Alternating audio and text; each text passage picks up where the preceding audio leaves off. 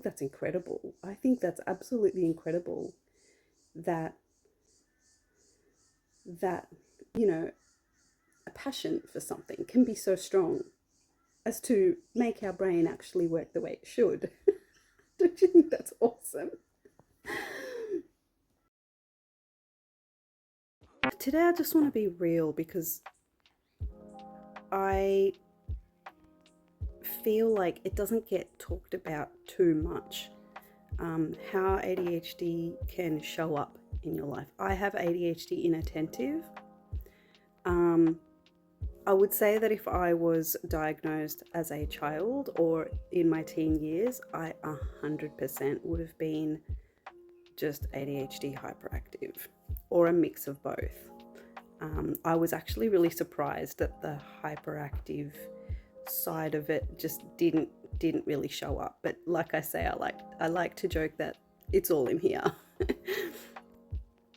I woke up today just feeling really tired, really tired, like through the floor tired. And I just laid in my bed, and one of my favorite things to do is to just look out my window, and across the road from me there are these big giant tall native trees just with blue sky behind them, and I just love to lay there and just enjoy the trees and feel the calm. I've always loved doing that. Even when I was growing up, I would do that, just lay in my bed looking out the window, enjoying the gum trees. We had gum trees in our backyard. So gorgeous. And the reason why I'm super tired is an effect of ADHD, actually.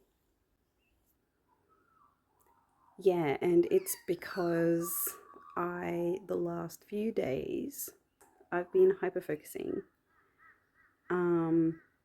on doing a few of these videos actually, or editing videos, or watching YouTube videos, like instructional ones about editing videos. I've I I've been I've been sedentary for 3 days in a row. And I'm in my 40s now, so I can't really get away with that without starting to feel it, especially after the third day. And I was thinking, why did I have to just very sillily waste 3 days of my life?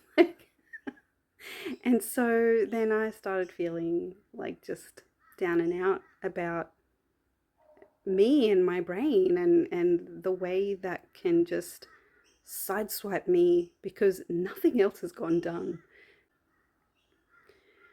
And then there's a thing called, I always called it depression. Hey, cat.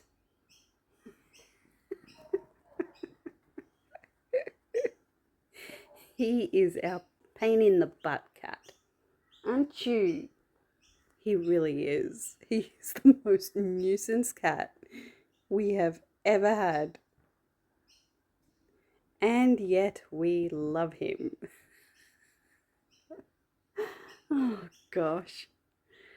I actually do 100% claim to this day that I battled with depression all through my teens and all through my 20s.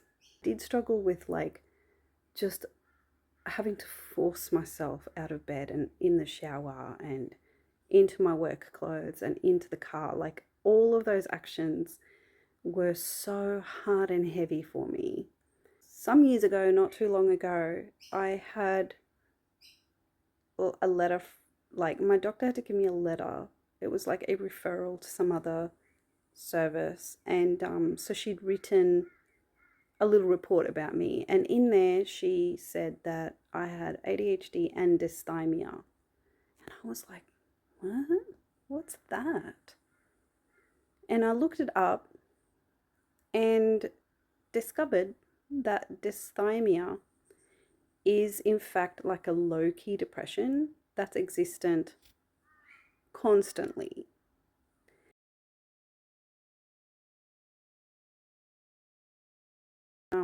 It seems to be one of those common struggles that comes with ADHD as well.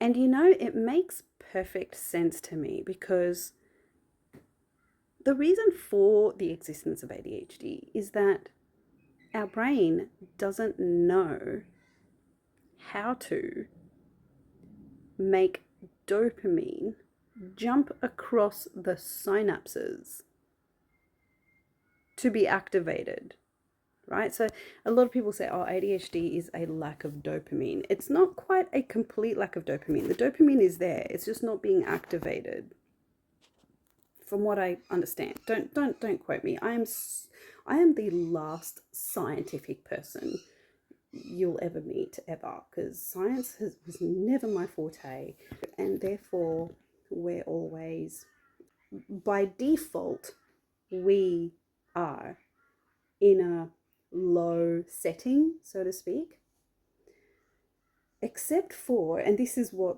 scientists haven't been able to work out yet, except for when we engage in something that we really truly love or are passionate about. I think that's incredible. I think that's absolutely incredible that you know, a passion for something can be so strong as to make our brain actually work the way it should. Don't you think that's awesome? So therefore, people with ADHD end up pursuing, say, like hobby after hobby after hobby, or favorite thing after favorite thing after favorite thing, or entertainment after entertainment after entertainment, or thrill after thrill after thrill, or they go on holidays a lot, or they go on little weekend escapades a lot, or they like to party a lot, or and that's where the hyperactivity, like,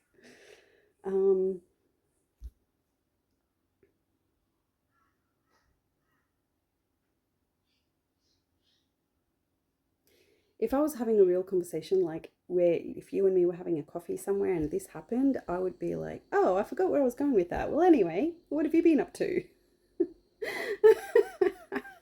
And that's it. But in reality, this is what happens. The brain just decides to go to sleep. Okay, so basically I was talking about how it all relates to this dysthymia thing, right? That's why dysthymia ends up being a common experience for those with ADHD. And today was one of those days where I woke up and I was like, I don't want to do anything. I don't want to face the day. I don't want to do anything. I don't want to live in this house. I don't want to live in this area. I don't want to put on clothes today. I don't want to, like, legit, I'm wearing pajama pants. Today I just decided I just don't want to wear clothes. I'm going to wear my pajama pants.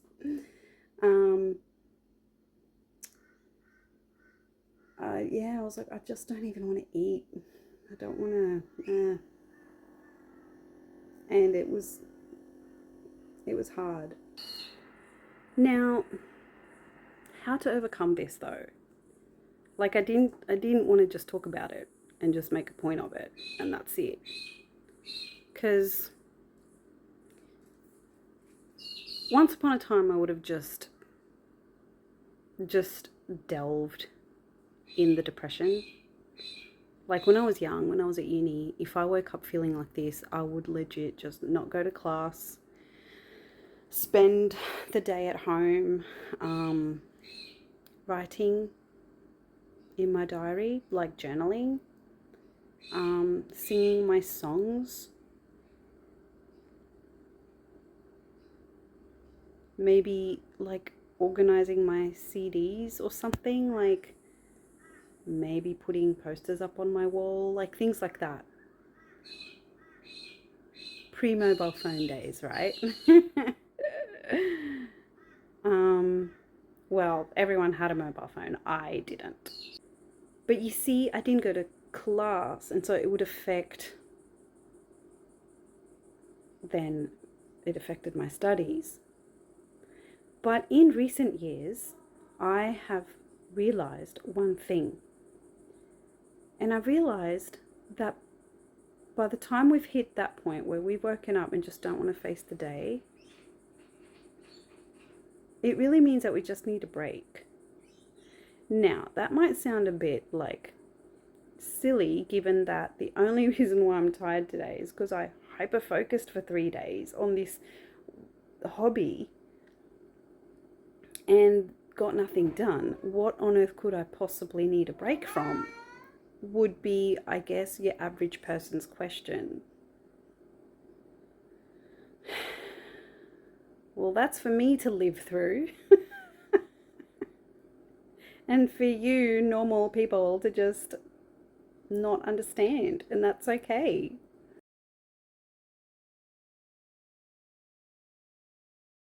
Those days when you wake up feeling like that, first of all, it's okay. There is a reason for it. It's not just depression taking over and trying to ruin your life. It is a genuine need that your brain has. Your brain is tired and you just need a break. Even if you have been doing your favorite thing for 3 days in a row. Like, yeah, I think we got to know that on those days, we're allowed to just lay in bed for a while, stare into space for a while, move about slowly if we need to, enjoy maybe any other favorite thing. Like, I hadn't had a coffee in 2 weeks and really enjoying this one this morning. Taking the time to be with ourselves, like be with you. And being okay with the fact that that is how our brain works. I might have a better week next week. Maybe this week is just a blur kind of a week, and that's it. And I'm going to just choose to be okay with that and accept it and just live this week however it's going to look. And then next week, maybe I'll be back to my productive self. Maybe my brain will be switched on a lot better next week. So yeah, I just wanted to share that, because I'm not the only one that this happens to. And we don't need to let depression or dysthymia just define who we are. We're not any less because that's what our brain does. We are just who we are, and we'll get back into things soon. And that's okay. I hope this helped you today. Bye.